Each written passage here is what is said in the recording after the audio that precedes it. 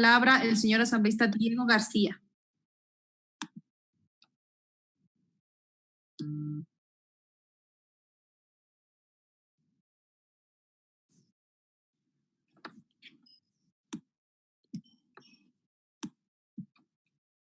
Señora Presidenta, muy buenas tardes, compañeros legisladores, ciudadanía en general. Creo que es muy importante tratar esta norma. Creo que es un proceso de revisión que se debe caracterizar por la mayor participación política de los diferentes actores de la sociedad ecuatoriana, incluidos los parlamentarios que en teoría pues representamos a la sociedad. En ese sentido resulta por demás cuestionable que para el tratamiento de estas reformas, cuyo procedimiento de aprobación difiere de lo establecido para las enmiendas, no se hubiera conformado una comisión especializada como expresamente lo dispone el artículo 73 de la Ley Orgánica de la Función Legislativa. Por otro lado, de conformidad con el artículo 9 de la misma norma, establece que es competencia del Pleno de la Asamblea la conformación de comisiones ocasionales a solicitud del CAL. En este caso, lo correcto desde el punto de vista jurídico era que el CAL proponga al Pleno la conformación de dicha comisión y que su integración respetara la composición de la Asamblea Nacional para de esta manera garantizar la pluralidad en el debate del proyecto en sus diversas fases, en especial cuando se trata de una modificación a la Constitución. Por otro lado, en la actualidad, la bancada de la Revolución Ciudadana representa el 20% de la composición de la Asamblea Nacional, por lo que la comisión que se conforme debería incorporar necesariamente a nuestros miembros. En la actualidad, la comisión que de manera irregular está tratando estas reformas se encuentra conformada por 8 asambleístas principales sin que exista ningún representante de la bancada de la Revolución Ciudadana, mientras que movimientos políticos como Creo se encuentran sobre representados, ya que a pesar de tener el 16% en la asamblea, en la comisión que presentó el informe tiene el 50% de miembros. Estos temas, que en principio son formales, tienen importantes efectos en la calidad del debate legislativo. Garantizan la pluralidad y que los puntos de vista diferentes puedan ser incorporados en la reforma, con lo cual se obtendría un resultado de mejor calidad. Por ello, este informe debería ser archivado y el CAL debería proceder conforme lo señalan los artículos 73 y 9 de la Ley Orgánica de la Función Legislativa y conformar una comisión específica para el tratamiento del proyecto de reforma constitucional, la cual debería estar integrada de manera representativa por todas las fuerzas políticas. De lo contrario, se corre el riesgo de que se repita lo que ocurrió en la Comisión de Fiscalización. En cuanto al contenido del proyecto de ley de reformas constitucionales, existen algunos elementos sobre los cuales deberíamos reflexionar más a profundidad. En este caso voy a referirme al funcionamiento de la función legislativa y del Consejo de Participación Ciudadana y Control Social. En la propuesta se pretende regresar a un sistema de bicameralidad por lo que el país ya ha atravesado y que no ha significado desde la experiencia histórica ningún beneficio. Por el contrario, la conformación de 2 cámaras ha obedecido a mecanismos de exclusión de la mayoría de ecuatorianos, para que sea una élite la que se convierta en una especie de cámara de rechazo de las iniciativas que podrían resultar contrarias a los grupos de poder. En ese mismo sentido, se estableció la propuesta original de reforma, ya que se pusieron requisitos tan ridículos como exigir títulos de tercer nivel a los senadores, cuando en el Ecuador la educación superior aún es inalcanzable para la mayoría. Si bien estos elementos fueron rechazados por la Corte Constitucional porque se constituían en restricciones a los derechos de participación política de las y los ecuatorianos, es indicativo del verdadero motivo que se encuentra detrás de la reforma: impedir que ciertas iniciativas que afectan los intereses de los grupos económicos logren prosperar o al menos establecer muchas trabas para que demoren su entrada en vigencia.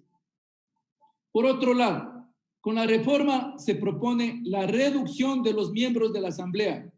situación que afectará la representatividad que tendrán los sectores de la sociedad en el órgano legislativo,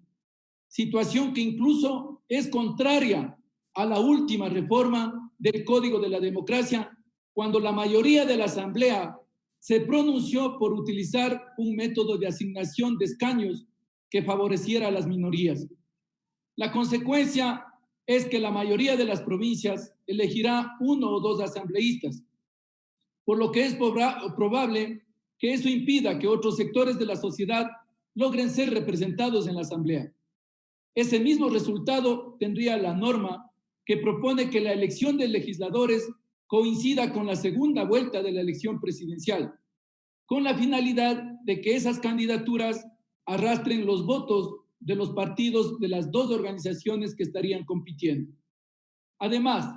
la propuesta de elección de representantes y senadores va a eliminar la representación territorial, pues al menos en el caso de los senadores, al elegirse una sola lista nacional, implicará que la mayoría de candidatos electos pertenezcan a las ciudades más grandes. Todos estos elementos terminarán afectando el carácter representativo que debe tener el más alto poder en un Estado democrático. Además, la propuesta de reforma debilita a las organizaciones políticas cuando se establece que en las elecciones de asambleístas no se presenten alternos, lo que producirá que en caso de ausencia de un legislador no se garantice la participación de un asambleísta que represente la misma línea política del principal, que fue el que obtuvo los votos para ocupar la curul. En ese sentido, la propuesta no contribuye a la democracia representativa y permitirá que partidos políticos con menor apoyo lleguen a la Asamblea. En cuanto a las inhabilidades, se establece una específica para el caso de legisladores, situación que no se justifica porque se establece una diferenciación en relación con el resto de autoridades electas.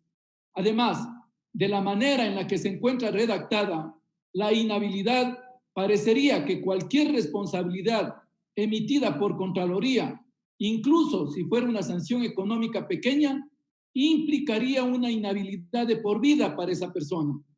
lo cual sería inconstitucional por afectar el principio de igualdad con otras autoridades electas y una regresión de los derechos de participación al imponer una limitación absoluta para ser legislador. También existen otras disposiciones que vulneran la presunción de inocencia, como la suspensión del cargo de un legislador mientras dura un procedimiento sancionador en la Asamblea. Asimismo, es contrario a los derechos fundamentales el suspender los plazos de prescripción de las acciones penales, pues la inmunidad que tienen los legisladores es absoluta y solo afecta las expresiones que hagan en el ejercicio de los cargos, por lo que no impide que otras acciones continúen. Igual ocurre con las causales para enjuiciar políticamente al presidente, que pese a que hacen referencia al cometimiento de infracciones penales, no se requiere que exista sentencia ejecutorial. Respecto a la eliminación del Consejo de Participación Ciudadana y Control Social, dicha reforma lo que busca es de nuevo politizar los procesos de selección de las altas dignidades del país. Además, se regresará al reparto de espacios de poder, que fue lo que ocurrió en el Consejo de Participación Transitorio, con los malos resultados que eso está produciendo en varias de esas instituciones. Si bien se habla de que existe un concurso público, los amarres se harán en la nominación de los candidatos, pues deja de ser un derecho de los ciudadanos el postularse a los altos cargos públicos, para convertirse en una nominación política en donde solo participarán quienes estén vinculados a las organizaciones políticas. El resultado es que no se escogerán a los mejores cuadros de los ecuatorianos. Por lo anterior, el proceso de selección establecido en la reforma es excluyente y solamente garantizará el reparto entre las organizaciones políticas, con lo cual difícilmente existirá institucionalidad en el país. Por último, considero que se debería archivar este informe e iniciar nuevamente su análisis en una comisión ocasional que garantice la diversidad política que existe en la Asamblea y que la discusión se profundice en la sociedad ecuatoriana. Muchas gracias, señora presidenta.